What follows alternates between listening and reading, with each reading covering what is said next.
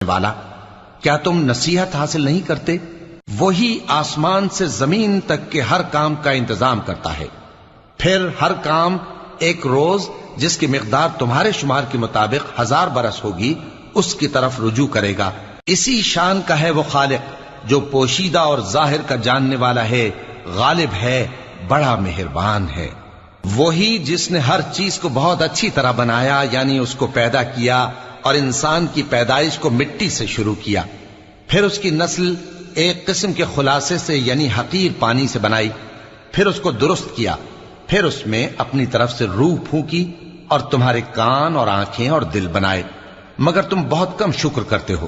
اور کہنے لگے کہ جب ہم زمین میں ملیا میٹ ہو جائیں گے تو کیا اثر نو پیدا ہوں گے؟ حقیقت یہ ہے کہ یہ لوگ اپنے پروردگار کے سامنے جانے ہی کے قائل نہیں۔ کہہ دو کہ موت کا فرشتہ جو تم پر مقرر کیا گیا ہے